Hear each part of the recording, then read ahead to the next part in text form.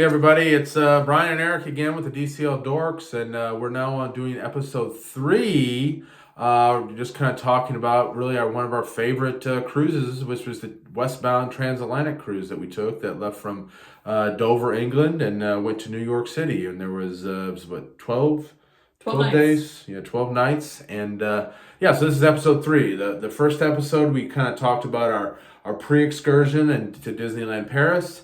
Episode 2 was about just kind of all the excursions we had as we were making our way westward. And now this episode is really just going to be about kind of what our experience was just on the ship for those 12 nights, and kind of what you can expect if you're going to be on the ship for that amount of time and have that many sea days. Because a lot of folks are kind of like, oh my gosh, so many days at sea. What how do you not get bored? So we're just going to kind of delve into some of the things that we did and why we think we probably prefer the more sea days and having that extra time, to kind of explore the ship. So this ship was the Disney Magic. So it is the first ship that was in the Disney fleet. So it is an older ship, but that did not, I think, keep us from having any. We love the older ships. We've ridden the Magic the most out of all the cruises that we've been on. And we prefer the longer cruises. When we go down to Florida, if we're going to fly out of Miami or sail out of Miami or Port Canaveral, we want to have a 5-day cruise minimum. That's 3 days. We're probably not going to get on the Wish for a while because 3 to 4 days just isn't enough time, in our opinion, for our family to get everybody down there, right, get on the, and then get off and then come back home. So it's not as much of a relaxation. And I would say that this ship and this experience was all about relaxation once the excursions were out of the way. One of the problems that I think that we had with the westbound was as soon as we got to Dover and we got on the ship, then our excursions were bam, bam, bam, bam. And then we had sea days, and then we had one more time, we had Bermuda, and then we were home. If you take the eastbound Transatlantic, you're going straight from Miami to sea days until you end up in Barcelona. So there is a little bit more relaxation in the front end. We had the relaxation at the back end. Right. So that would be my only thing. But I think that they did a great job with the restaurants, because every night, as Disney has, is the rotational dining where you change restaurants every night on a schedule. We had Mayanne, what up? And Alejandro with his smolder. But those were our wait staff that went with us every night. And every night when we would repeat a restaurant, the menu was different, or the experience was going to be different. It's like, for example, with Rapunzel's Table, we did not have the Rapunzel show both nights. We just had it one night. Right. Well, and that was, that's the one thing we actually going onto the ship, and we'd done an Alaskan trip with a back-to-back, and it was about 10 or... About 10 days. 10, yeah. 12 days. But we, one of the things we thought, well, we're going to have 12 days at ship, at sea, on this boat. We're probably not going to want to eat in the dining room every night. All right, let's take advantage of the adult dining, go to Palo. And we thought, well, we had one reservation, and I think we ended up making the second one, and then thought we'd also do brunch as well, because we thought, we'll just get tired of going to the restaurants. But we ended up only going to Palo, I guess, the one time, and I think it was just for brunch. We didn't do the dinners because, the menu changes every night. Even if you're in the same restaurant, the menu changes and the theme of the night's menu changes. So you're not going to be eating the same thing night in and night out. So we would look at the upcoming, and that's one thing I love about the Navigator app. You could look to see what the upcoming menus are. That's something I study that menu before I even go. He does it at home, wherever we go anywhere. In the morning, I'll be looking over the menu, seeing what I'm going to have that night at dinner. And we'd look at the menus and we're like, wow, this sounds really good. There's probably no reason for us to have to go to Palo and, kind of get a little more dressed up. And then you also pay the additional fee now that you have to go to the adult restaurant. So we're like, so we end up canceling our reservations because you've got that rotational dining, so you're not staying more than 2 nights back to back in the same restaurant, the same table. You're moving around the ship amongst all 3 restaurants. And then, like I said, the menu changes every evening. So it's not like you're eating the same thing night in and night out. Absolutely. And they did a great job with onboard activities, too. There were some repeats. They only have so many trivia questions, which was kind of a little bit of a surprise. Right. But There were a lot of different opportunities to do different things. They had a wonderful speaker series that came in, a gentleman right. from Disneyland, California. He came in. We didn't actually make it to that, but they did air it on TV, so we were able to watch it And I from the think he room. had almost 5 or 6 presentations. So basically, every C day, he had like an hour-long presentation in the Buena Vista Theater, and then they recorded it and then replayed it all throughout the day on your in-room TVs, and that's usually when we we're able to pick it up. But he just had a bunch of history about just Walt Disney and just how Walt Disney companies came to be and all the different parks and everything, and just had some sort of insight in that. It was really interesting. It was, and I also in the Buena Vista Theater they had all their movies. So when we were on the ship, we decided not to watch ahead of time the new Pinocchio with Tom Hanks that was out on Disney Plus, and we also didn't waited to see Thor: Love and Thunder. We waited to see those on the ship because we knew we were going to be there. We knew we were going to have enough time over 12 days to see both of those films. Yeah, and they usually the theater they start showing movies about 9 a.m. and they usually go to at least 11 p.m. at night with them. The start time is 11. There's a movie playing in there, and I think they rotated through about probably a dozen or 15 different. Like they played a couple one-offs, like the Car old 54, ones. They had Where Are You? Herbie the Love Bug. They showed, and they showed a couple older ones, but then they had their standard, the 4 or 5 kind of recent movies just kind of rotating, constantly throughout the time on the ship. It was the first time I had fully experienced the Rainforest Room in Senses Spa. I bought the pass. Because you're going to be there for a whole long time, so why not, right? It was the best hour of my day. I absolutely loved it. And so I would definitely recommend doing that again, and I would do it again. It was just nice to take time for yourself to relax. You were in the steam bath, you had the heated recliner, you had the special showers, and it was just really time to decompress without any noise and any hubbub that you're going to find throughout the ship. And so instead of going to the Rainforest Room, Brian went to Cove Cafe.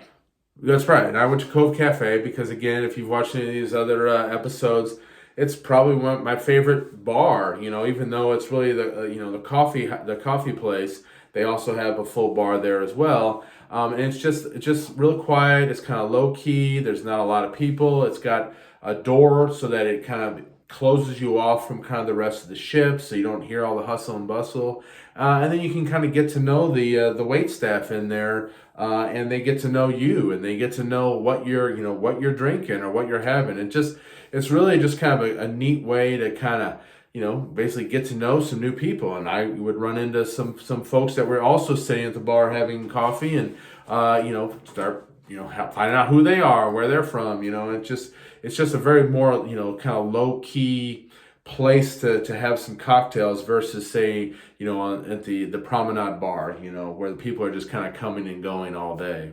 It was always the place that I knew I could find him. And if I couldn't find him there, the staff knew exactly where he was, because the staff, as we've talked about before, but the bar staff is absolutely 100% amazing. And they worked both the Signals Bar, which is the bar in the adults area, and Cove Cafe, and they took excellent care of you. Well, when you're on the ship for that long, you get to know the wait staff and the bartenders.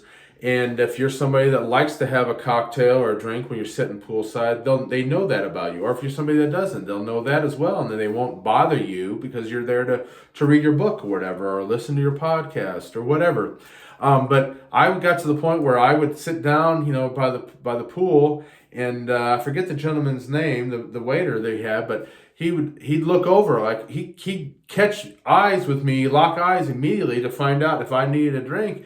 And I just give him the high sign, and he'd get another drink, and he'd bring it over to me. Because they knew what you like to drink, and that you wanted to have a cocktail. So there's the staff, and that's one of the things I love about being on the ship for that long, is you get to know the staff a lot better, and they get to know you better as well. They referred to him as Mr. Blanton's. So that will tell you what he ordered. Although they called me they would always offer me a Pappy when I came Right. in because that was the first drink that I ordered. In That Cove was Cafe. the last one she had. Yeah, I only had the one because I just the saw one. how much it costs. Right.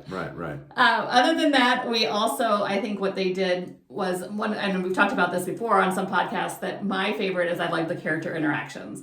And they were enormous. The amount of opportunities you had to see the characters. And on Disney cruises, with all the different ports that we went to and all the different countries that we went to, the characters had costumes that went along with that. Right. So you would get into a 15-minute line, and then you would, you would see Donald down here, and then when you get through seeing him, Daisy be up on one deck, and you go up there, and then you would just kind of work your way around and see the characters. And because we're PhotoPass people, and we always recommend you get the PhotoPass because there's plenty of opportunities to use it.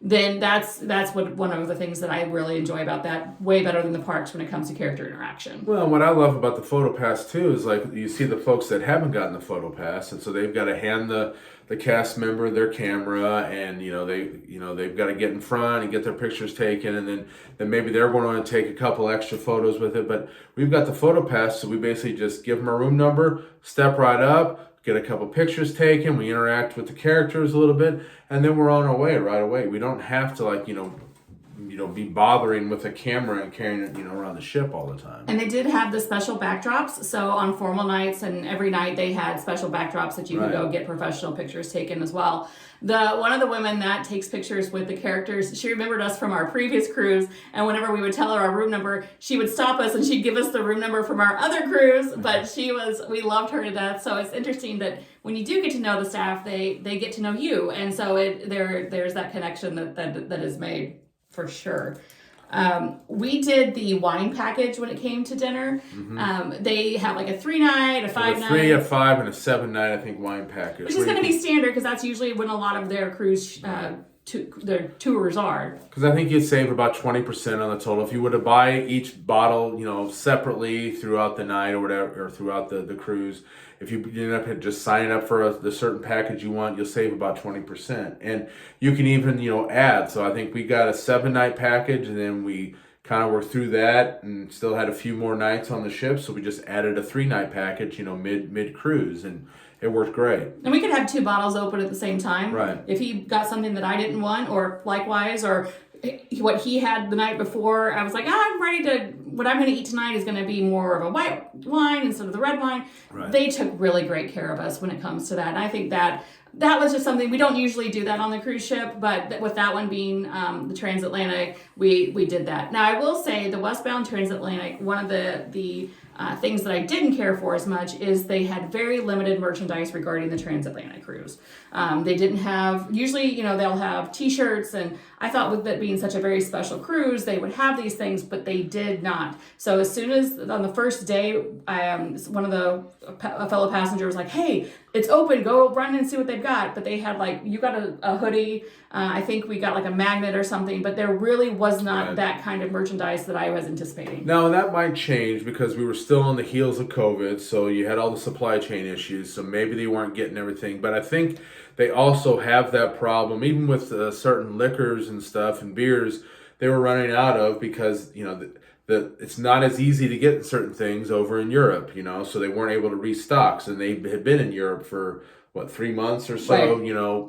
Touring around there on the off season. So that's the only thing that I guess you could run into for the westbound is that there could be certain items, certain merchandise they may not have anymore, or certain liquors or beers they may not have anymore. Whereas when you leave from the States going eastbound, they're going to be fully stocked with everything. Right. So I would say that was the one criticism that I would definitely have, because they did run out of some of the tap beers and those, but they're headed home to restock. So you're kind of stuck with that.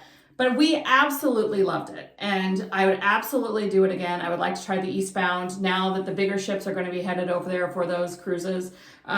There was, I think that's the dining was, they did not do Broadway style shows every night. So if you're taking a smaller itinerary, you might get a Broadway show every night. That was not the case with this excursion or with this itinerary because they only had the 2 shows. But they did bring in live entertainment every night. They had comedians, they had musicians. There's this wonderful quartet of stringed quartet. They were very funny, but their music was very powerful. They did a nighttime show, and then they did an adults only show. So I thought they were outstanding. Yeah, and you've got live music really all over the ship on any cruise you do. You're going to have a person that's playing piano in the promenade lounge. And there's that group you stalked like right, crazy. and they had an Irish. Usually we'll have an Irish band or something playing in the Irish pub, and then the Cadillac Lounge or with the piano lounge we'll have the piano player will make their way, and then.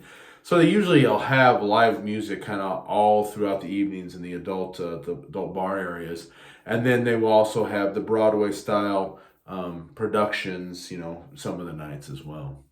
So other than the excursions that we already talked about and Disneyland Paris, it was for the rest of the scene days, it was just like any other cruise. We still didn't get to do everything that we wanted to do. Right. There's always things on there that you're not going to get a chance to do, which I guess makes us want to keep coming back for more. But give us a shout out, give us a like and subscribe here. Follow us over on Instagram so that you can keep in touch with all the things that we're doing and ask us any questions anytime because we want to provide content that you guys want to watch. All right. Thanks. We'll see you. Bye.